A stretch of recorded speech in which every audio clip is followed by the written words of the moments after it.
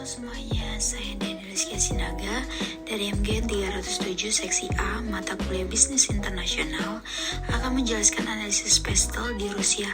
Selamat mendengarkan ya. Selanjutnya saya akan menjelaskan perusahaan Rusia, yaitu perusahaan Lukoil. Lukoil adalah perusahaan minyak terbesar kedua di Rusia. Lukoil didirikan sebagai perusahaan milik negara berdasar pada keputusan Dewan Menteri Uni Soviet nomor 18 tanggal 25 November 1991. Raksasa migas nomor 2 di Rusia ini memiliki penghasilan bersih per tahun sebesar 9,89 miliar dolar Amerika Serikat. Kenaikan kecil 0,3% hanya sedikit memengaruhi kondisi finansial perusahaan di tengah pandemi virus corona. Perjalanan Lukoil telah dimulai pada masa Uni Soviet. Di bawah rezim komunis Soviet, negara raksasa ini diperkirakan menghasilkan lebih banyak minyak daripada negara lain di dunia, bahkan lebih banyak dari Arab Saudi dan Amerika Serikat. Sayangnya kekayaan besar dari minyak ini disia-siakan untuk anggaran militer yang tidak efisien. Sekarang saya akan menjelaskan lebih dalam lagi mengenai analisis pestel di Rusia terhadap perusahaan Lukoil. Selamat mendengarkan ya. Yang pertama saya akan menjelaskan tentang politik.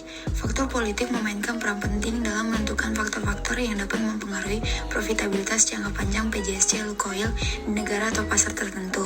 PJSC Lukoil beroperasi di minyak dan gas di lebih dari seluruh negara dan mengekspos dirinya ke berbagai jenis lingkungan politik dan risiko sistem politik. Keberhasilan yang dicapai dalam industri migas yang begitu dinamis di berbagai negara adalah dengan mendiversifikasi risiko sistematis lingkungan politik. PJSC Lukoil dapat menganalisis dengan cermat faktor-faktor berikut sebelum memasuki atau berinvestasi di pasar tertentu, yaitu yang pertama, stabilitas politik dan pentingnya sektor migas dalam perekonomian negara. Yang kedua, tingkat korupsi terutama tingkat regulasi di sektor minyak dan gas.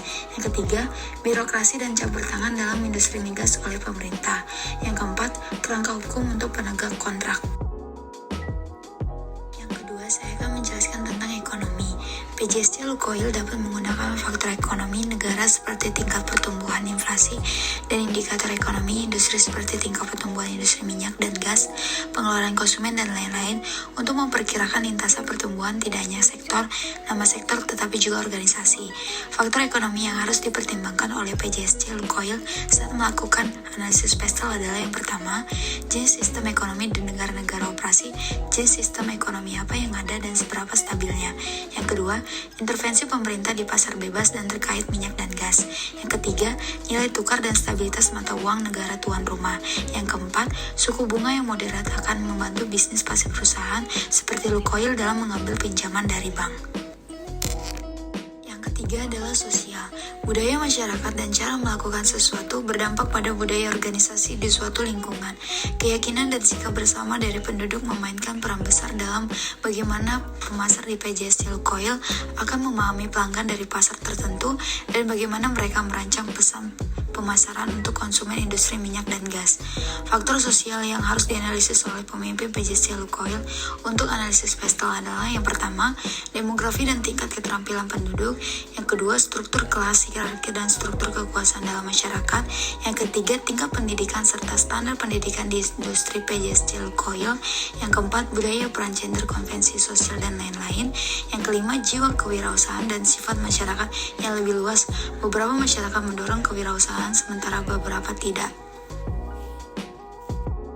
Yang keempat, saya akan menjelaskan tentang teknologi. Teknologi dengan cepat mengganggu berbagai industri di seluruh papan. Industri transportasi adalah kasus yang baik untuk menggambarkan hal ini. Selama 5 tahun terakhir, industri telah berubah sangat cepat, bahkan tidak memberikan kesempatan kepada pemain mapan untuk mengatasi perubahan. Industri taksi kini didominasi oleh pemain seperti Uber dan Lyft. Industri mobil bergerak cepat menuju otomatis yang dipimpin oleh perusahaan teknologi seperti Google dan manufaktur terganggu oleh Tasya yang telah menyatakan revolusi mobil elektronik. Sebuah perusahaan tidak hanya harus melakukan analisis teknologi industri, tetapi juga kecepatan di mana teknologi mengganggu industri itu.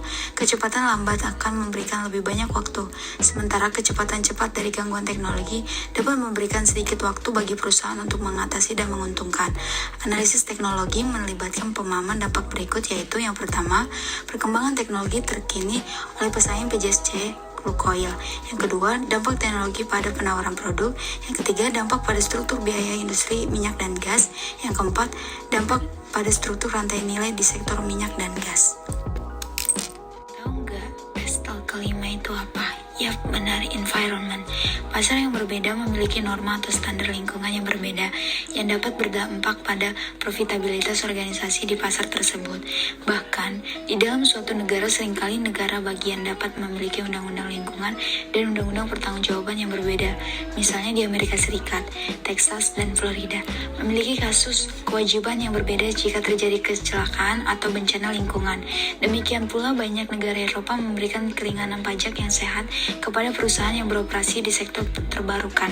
Sebelum memasuki pasar baru atau memulai bisnis baru di pasar yang ada, perusahaan harus secara hati-hati mengevaluasi standar lingkungan yang diperlukan untuk beroperasi di pasar tersebut. Beberapa faktor lingkungan yang harus dipertimbangkan perusahaannya sebelumnya adalah yang pertama cuaca, yang kedua perubahan iklim, yang ketiga hukum yang mengatur pencemaran lingkungan, yang keempat peraturan polusi udara dan air industri minyak dan gas, yang kelima mendaur ulang.